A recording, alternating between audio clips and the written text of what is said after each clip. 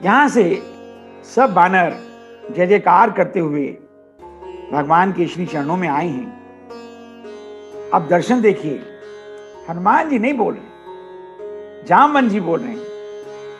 जामवंत कह सुन रघुराई। हनुमान जी बड़ी मर्यादा का पालन करते हैं। हनुमान जी ने सारी कथा जामवंत जी को सुनाई, जामवंत जी ने सारी कथा सुग्रीव को सुनाई और सब अपने राजा सुग्रीव को लेकर के भगवान के पास पहुंचे। जामवंत जी बोल रहे हैं, प्रभु आपकी कृपा जिसके ऊपर हो वहां सब शुभ ही शुभ होता है। हनुमान जी आपका कार्य पूर्ण करके आए हैं। भगवान सब समझ रहे हैं, भगवान देख रहे हैं कि सब बानर बड़े प्रसन्न हैं। जामवंत जी ने सुग्रीव को यह बात किस तरह कही? देखिए, दोनों बातों में बड़ा बड़ा अंतर है, क्योंकि सुग्रीव के सामने बड़ा संकट था कि उसको भगवान का काम पूरा करवाना है और अपने बानरों की रक्षा करनी है, उनका जीवन बचाना है। नाथ काजू की नेऊ हनुमाना, नाथ काजू की नेऊ हनुमाना, राखे सकल कपिन के प्राणा। प्रभु सुग्रीव, हे भगवान हनुमान जी सब काम पूरा करके लौटे हैं और इस प्रकार से सभी बानरों के प्राण रक्षा हुई है, सभी बानरों के जान में जान आई है प्रभु। और अब जामवंत जी भगवान राम से आगे कहते हैं, नाथ पवन सुत कीन जो करनी, सैन सऊ मुख न जाय सो बरनी। भगवान हनुमान जी ने जो कुछ किया है उसका वर्णन मैं तो क्या, शेषनाग के सहस्त्र मुख भी नहीं कर सकते। भगवान बड़े गदगद हो रहे हैं, पर हनुमान जी कहीं नजर नहीं आ रहे। यश के समय हनुमान जी पीछे छुप गए। हम अगर होते, वैसे तो हमारी क्षमता इतनी नहीं है, तो सबसे पहले जाकर के अपनी बात बताते, लेकिन हनुमान जी बोलने का मौका खुद नहीं लेना चाहते। यश से हमेशा हनुमान जी पीछे, काम करने में आगे, लेकिन यश के समय पीछे। हनुमान जी को संकोच लग रहा है, अरे बानर की क्या क्षमता थी, ये तो प्रभु की कृपा हो गई, तो सब कार्य संपन्न हो गया और मैं कुशल यहां तक वापस पहुंच भी गया। लेकिन सब बानर हनुमान जी की बार बार प्रशंसा कर रहे हैं। तो हनुमान जी को भगवान ने पीछे से बुलवाया, अरे हनुमान आओ भाई, बैठो, बोलो जानकी जी कैसी है? कहूं तात के ही भांति जानकी। भगवान अपने श्रीमुख से पूछ रहे हैं, कहूं तात के ही भांति जानकी, करती रक्षा स्वप्राण की।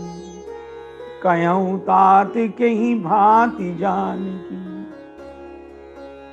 हे हनुमान जी, बताओ ना, जानकी जी की क्या दशा है? दर्शन हुआ कि नहीं हुआ? उन्होंने कोई चिन्ह दिया कि नहीं दिया? और हनुमान जी ने यह सुना तो तुरंत चूड़ामणि भगवान के हाथों में दे दिया। चलत मोही चूड़ामणि दीना, और भगवान के हाथों में चूड़ामणि आया, भगवान ने हृदय से लगा लिया। ऐसा लगा जैसे जानकी जी का चूड़ामणि के रूप में नया अवतार हो गया। कभी प्रभु मुख से लगाते हैं, कभी आंखों से लगाते हैं, बहुत देर तक हृदय से लगाकर प्रभु मौन हो गए। ऐसा लगा कि साक्षात जानकी जी सामने आ गई। कुछ ऐसी ही दशा आपको याद होगा जानकी जी की हुई जब उनको प्रभु की अंगूठी मिली। शकित चितब मुदरी पहचानी, हर्ष हर्ष विषाद अति अकुलानी। हनुमान जी ने कहा, प्रभु आप कुछ मेरी भी सुन लीजिए, मां ने जो बोला है वह सुन लीजिए प्रभु। मां की क्या दशा है वो सुन लीजिए। बड़ा करुणा भरा प्रसंग तुलसीदास जी ने लिखा है। नाथ जुगल लोचन भरी बारी, नाथ जुगल लोचन भरी बारी। शब्द देखिए, नाथ जुगल लोचन भरी बारी, बचन कहे कछु जनक कुमारी। अनुज समेत गयहूं प्रभु चरना, दीन बंधु प्रणातरित हरना। मन क्रम बचन चरण अनुरागी, मन क्रम बचन चरण अनुरागी। कहीं अपराध, कहीं अपराध, नाथ हो त्यागी। कहीं अपराध, नाथ हो त्यागी, नाथ हो त्यागी, नाथ हो त्यागी। हनुमान जी की दशा का वर्णन करते करते हनुमान जी रोने लगे। नाथ जुगल लोचन भरी बारी, आंखों में आंसू भर भर कर बचन कहे कछु जनक कुमारी। पहले तो कहा है कि अनुज समेत गयहूं प्रभु चरना, लक्ष्मण जी के साथ प्रभु के चरणों का वंदन करना, लक्ष्मण जी के साथ करना। देखिए, लक्ष्मण जी को यहां साथ खड़ा कर दिया और भगवान से कहना, मैं तो मन से, वचन से और सभी कर्मों से उनके चरणों की दासी हूं। और फिर पूछना, कहीं अपराध, नाथ हो त्यागी। ऐसा कौन सा अपराध हुआ जो प्रभु ने मेरा त्याग कर दिया? हां, एक अपराध तो मेरी समझ में आता है कि परमात्मा से बिछुड़कर भी मैं जीवित हूं, मैंने प्राण नहीं त्यागी, ये प्राण निकल ही नहीं पाते। इसके अलावा कोई और अपराध मुझसे हुआ हो तो प्रभु आप बताएं। कहीं अपराध, नाथ हो त्यागी। हनुमान जी पूरा वर्णन नहीं कर पा रहे, हिलकी भर भर कर रोने लगे, हिलकी भर। नाथ जुगल लोचन भरी बारी। देखिए, यहां पर हनुमान जी रोते भी जा रहे हैं, मां के दुख दर्द का वर्णन भी करते जा रहे हैं और भगवान में थोड़ा पौरुष भी जगाते जा रहे हैं। एक शब्द बोलकर, वचन कहे कछु जनक कुमारी, ये शब्द बोलकर हनुमान जी ने भगवान के ऊपर बड़ी गहरी मानसिक चोट कर दी। जनक की बिटिया ने, जनक की लाडली ने, जनक की दुलारी ने कुछ बोला है। ऐसा क्यों कहा हनुमान जी ने? इस एक वाक्य को बोलकर हनुमान जी भगवान के सोए हुए पौरुष को जगाना चाहते हैं। बचन कहे कछु जनक कुमारी, ये शब्द बोलकर हनुमान जी ने भगवान राम को किष्किंधा से जनकपुर के विवाह मंडप में खड़ा कर दिया। विवाह मंडप का सारा चित्रण भगवान के सामने तैरने लगा। कैसे विवाह मंडप के समय कन्यादान होता है तो कन्या का पिता वर से कुछ वचन भरवाता है, क्योंकि बिटिया घर की इज्जत मानी जाती है और कोई भी पिता ऐसे वैसे को अपनी लड़की नहीं थमा देता। जब पिता को यह भरोसा हो जाता है कि ये मेरे पुत्री की रक्षा करने में सक्षम है, तभी वह पिता कन्यादान करता है। आपको भी याद होगा, जब कन्यादान का समय आता है तो वर को बोलना होता है, और भगवान ने भी बोला था, आज मैं भरे समाज में खड़े होकर यज्ञ वेदिका को, अग्नि को साक्षी करके वेद मंत्रों के द्वारा आपकी बिटिया को अपनी धर्म पत्नी के रूप में स्वीकार करता हूं और आज से इसके भरण पोषण की, धर्म संरक्षण की, जीवन रक्षण की सारी जिम्मेदारियां मेरी होंगी। तब जाकर कहीं कन्यादान होता है। और हनुमान जी कहना चाहते हैं कि भगवान, आप भरे समाज में एक पिता को आश्वासन देकर उसकी बिटिया को ब्याह कर लाए थे। आपने वचन दिया था कि आप उसकी सब प्रकार से रक्षा करेंगे, और आज एक बाप की बेटी पराए घर की कैद में दुख भोग रही है और आपके ऊपर कोई असर नहीं दिखाई दे रहा। ये बात प्रभु ने सुनी तो हृदय रोने लगा और प्रभु मुस्कुराने का अभिनय करने लगे और मन ही मन कहने लगे, हनुमान, सच में तेरे लिए जो बोला गया है, ज्ञानी नाम अग्रहणम, तू सचमुच महाज्ञानी। एक शब्द ने मुझे भीतर से हिला दिया, तेरे शब्दों ने मुझे भीतर से झकझोर दिया। पर देखिए, पाप को मानना भगवान के लिए भी बड़ा कठिन होता है। अपनी खींच मिटाने के लिए प्रभु चर्चा को आगे बढ़ाते हैं। प्रभु कहते हैं, हनुमान, तुम कहती हो कि जानकी जी विरह में हैं। अगर विरह में हैं तो प्राण क्यों नहीं छोड़ देती? बड़ी मीठी मीठी चर्चा प्रारंभ हो गई। हनुमान जी कहते हैं, महाराज, रक्षक बड़े प्रबल हैं जो प्राणों को जाने ही नहीं देते। रक्षक? अरे कौन से रक्षक? नाम पहारू दिवस निसी, ध्यान तुम्हारे कपाट, लोचन निज पद जंत्र तू, जाहि प्राण के ही बाट।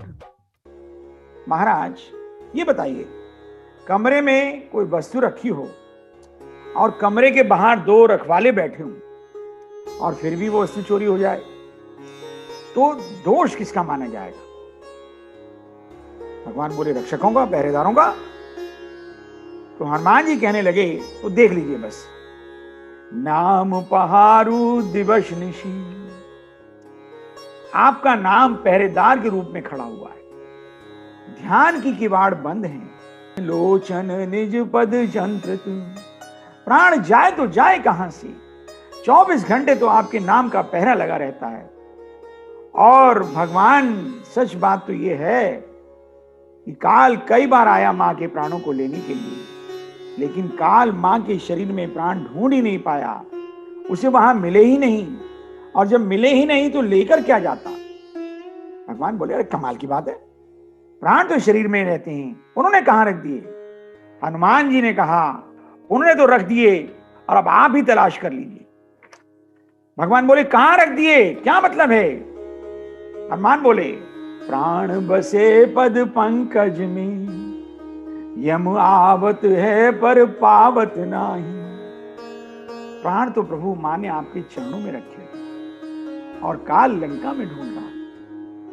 हनुमान जी शायद कहना चाहते हैं, काम तो आप इस संसार की लंका में भले ही करते रहिए, लेकिन अपने मन को, अपने प्राणों को प्रभु के चरणों में अर्पित कर दीजिए।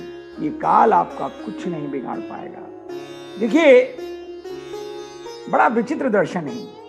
ये हनुमान जी प्रभु का विरह संदेश लेकर मां की जलती हुई अग्नि को शांत करते, और यहां पर मां की विरह कथा कहकर प्रभु की पौरुष की अग्नि को प्रज्वलित करने का काम करते। विरह की भाषा दोनों तरफ है, विरह का वर्णन दोनों तरफ है, लेकिन उसका परिणाम अलग अलग है।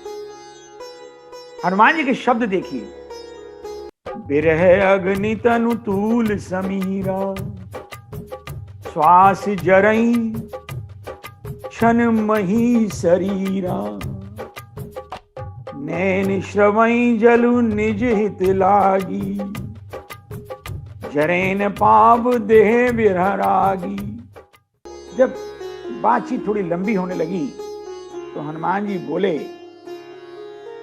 अरे प्रभु, इन बानरों के सामने ज्यादा चर्चा मत करो, क्योंकि मां जो अपने प्राणों की रक्षा किए हुए है वो अपने लिए नहीं किए हुए है। भगवान बोले तो भगवान वो तो आपके नाम की रक्षा करने के लिए किए, आपके नाम की महिमा को बचाने के लिए किए हुए हैं। भगवान ने कहा मेरे नाम की महिमा? हनुमान जी बोले हाँ, आपके नाम की महिमा। अगर मां प्राण छोड़ देती तो जगत से आपके नाम की महिमा मिट जाती। लोग कहते जो राम नाम अपनी पत्नी की रक्षा नहीं कर पाया वो हमारी क्या रक्षा करेगा। वानर महाराज, ये वानर क्या कहेंगे? जो अपनी पत्नी को नहीं बचा पा रहे वो हमको क्या बचाएंगे। इसलिए प्रभु मुझसे ज्यादा मत बुलवाइए, थोड़े में ही समझ लीजिए। सीता के अति विपति विशाला, विनय कहीं भली दीन दयाला। देखिए तुलसीदास जी के शब्द देखिए, सीता के अति विपति विशाला, विनय कहीं भली दीन दयाला। भगवान भलाई इसी में है कि थोड़े में ही कह दूं। आप भी जब कोई व्यक्ति ज्यादा पूछताछ करता है तो बस आप भी कहते हैं भाई ज्यादा मत बोलो यार, ज्यादा मुंह मत खुलवाओ, भलाई इसी में है कि समझ जाओ।